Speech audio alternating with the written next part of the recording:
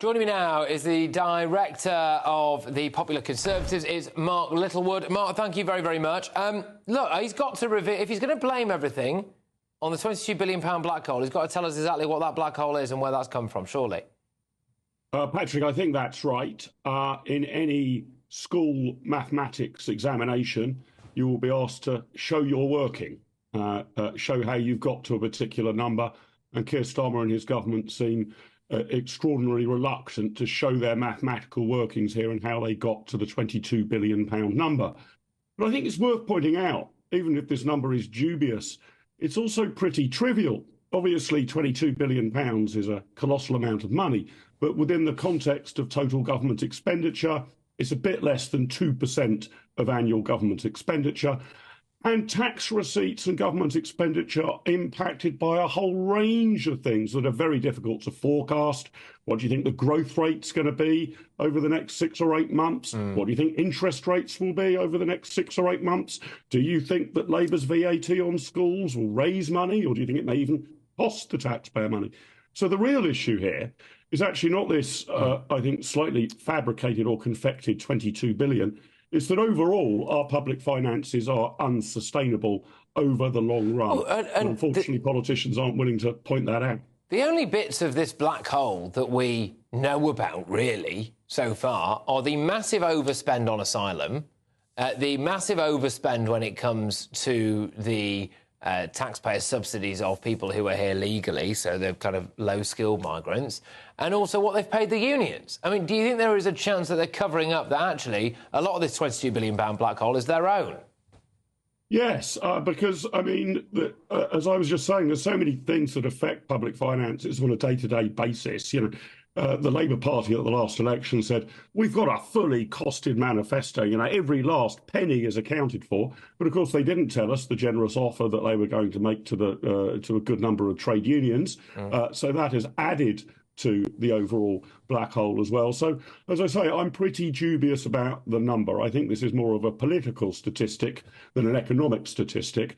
But the big challenge, I mean, the real number to strike fear and horror into us all, Patrick, was the OBR's projection that the government's debt over the next 50 years will rise to being 270% of national income.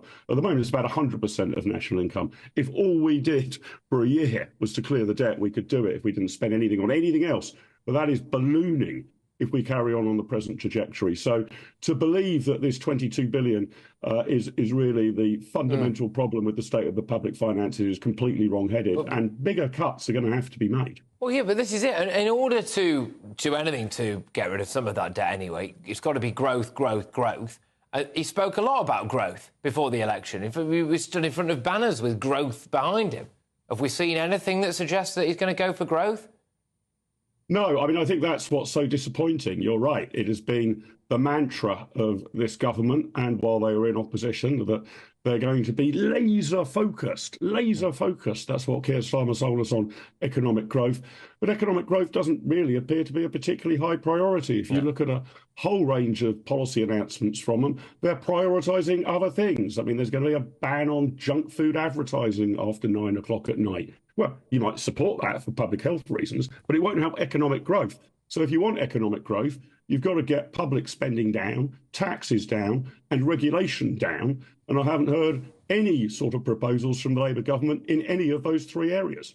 No, indeed. And when pensioners this winter some of them have to choose between heating and eating, then they have a right, I think, to ask, well, OK, fine, but why have you made this decision? Give me... Because maybe some old people might be going, OK, well, all right, for the greater good, because I can see now on this spreadsheet that you're giving me that we have to do that to fund the NHS. We have to do that. But you don't tell them, then I'm sorry, but it does start to look like a lie. Yeah, no, that's right, Patrick. But of course, even if there isn't a black hole, or however big this so-called black hole should be, politics is all about making choices. You could find £22 billion of savings without having to touch pensioners or the winter fuel allowance. You could, for example, reduce defence spending, be less generous on public sector pay, reduce the National Health Service budget, sell off some state assets, find some efficiencies. So it's a political choice to make sure what that they will say, Mark, what takes up the slack. Yeah.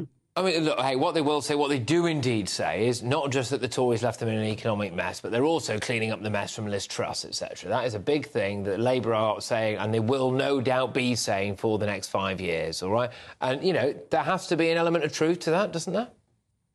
No, I don't think so. I mean, in fact, to listen to the Labour Party, you would have believed that Liz Truss and Kwasi Kwarteng's mini budget led to a global spike in interest rates across the world. Quite why the Federal Reserve in America would have increased their interest rates based on the mini budget, I think, is a complete fantasy. So you may say that she didn't carry out the economic policy in a particularly adept fashion, some people suggest. But the real truth was we were going to return to normal interest rates at some point in time. We're pretty much there now, back to interest rates being modestly higher than inflation. That's a sensible and normal place to be. And the mere fact that we'd had 10 or 15 years of getting drunk on cheap credit wasn't the fault of Liz Truss. We all got rather more used to it. So reality is back. Interest rates are back to normal. That means our debt repayments are colossally expensive, best part of 100 billion a year when I last looked.